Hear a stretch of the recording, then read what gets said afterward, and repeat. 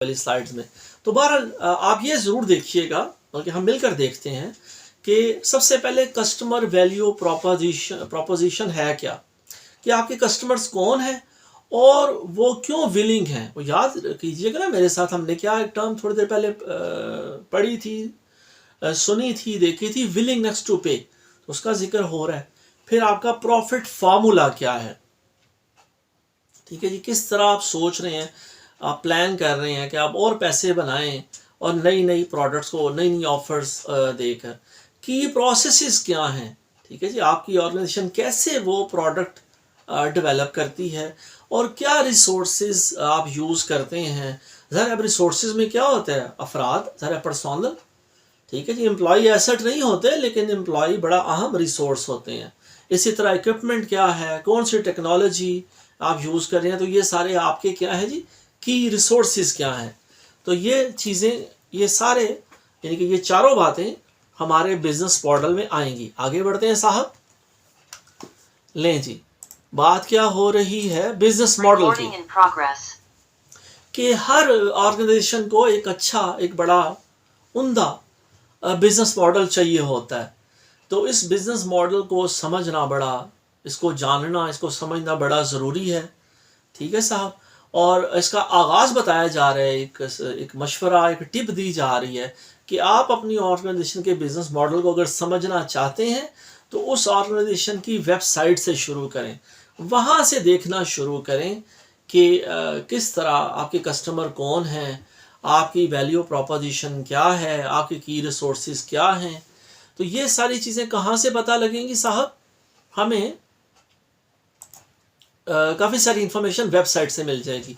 और उसके बाद अगर हम कई चीज़ों के बारे में कंफ्यूज हों, हमें समझ ना आए, तो फिर जाहिर है हमें अपने सीनियर जो लीडर्स हैं उस ऑर्गेनाइजेशन में, हम उनसे भी जाहिर है वो सवाल कर सकते हैं। लें साहब, आगे बढ़ते हैं, क्योंकि क्या कहते हैं, वक्त कम है और मुकाबला सख्त। ओके जी, की questions to understand your business models. अपने बिजनेस मॉडल को समझने के लिए ये चीज़ें अहम हैं, जिनकी तरफ इशारा पिछली स्लाइड में किया गया। सबसे पहला अहम जो एलिमेंट है वो है कस्टमर्स। हमारे बिजनेस के कस्टमर्स कौन हैं, नंबर 1, ठीक है जी। नंबर 2, हमारी वैल्यू प्रोपोजिशन क्या है। हम जो भी प्रोडक्ट डिलीवर कर रहे हैं या हम कोई सर्विस प्रोवाइड कर रहे हैं, हम कैसे उसमें वैल्यू एडिशन करते हैं, ठीक है। हमारे जो कस्टमर्स हैं वो कितने सेटिस्फाइड हैं, हम उनकी कौन सी प्रॉब्लम्स को सॉल्व कर रहे हैं, ठीक है सर। जैसे कहते हैं ना, हम सिर्फ प्रोडक्ट्स नहीं बेचते, या कोई भी बिजनेस प्रोडक्ट नहीं बेचता, वो किसी ना किसी प्रॉब्लम का सोल्यूशन सेल कर रहा होता है। तो साहब ये वैल्यू प्रोपोजिशन क्या है हमारे बिजनेस की। उसके बाद हमारे कस्टमर चैनल्स क्या हैं, कहाँ कहाँ हम एडवर्टाइजिंग कर रहे हैं।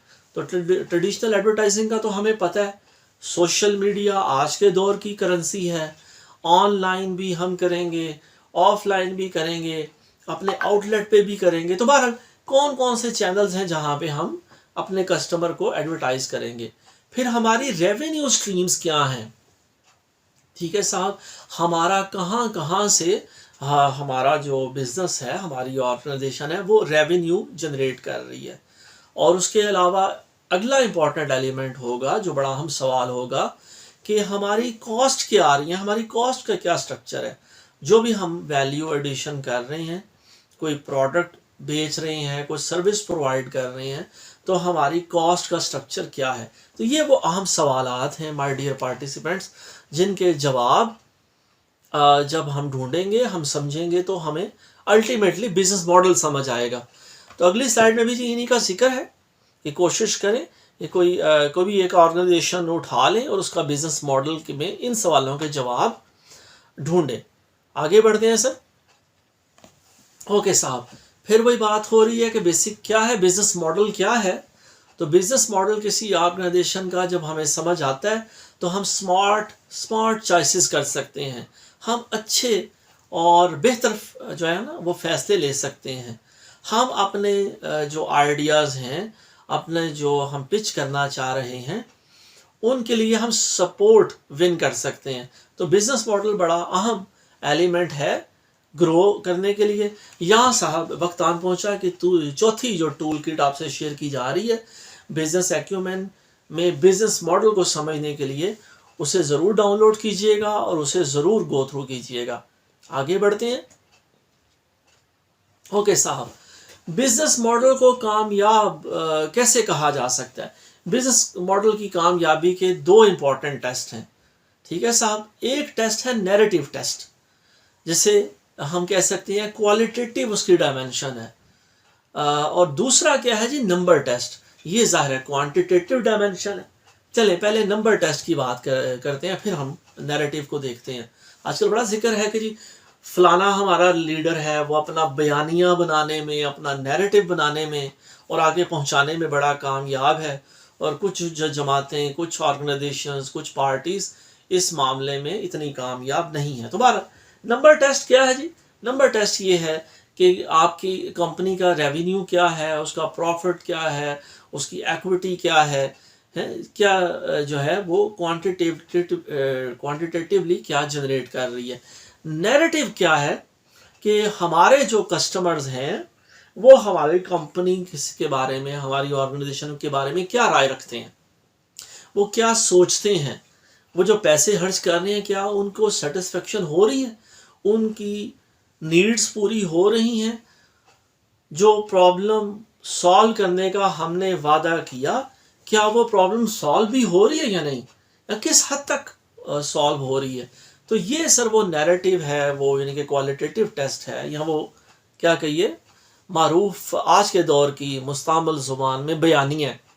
तो साहब हर सियासी लीडर का, हर सियासी जमात का देखिए बयानिया और नैरेटिव भी होता है, तो देखिए एक बिजनेस का भी एक नैरेटिव, एक बयानिया होता है। आगे बढ़ते हैं जी।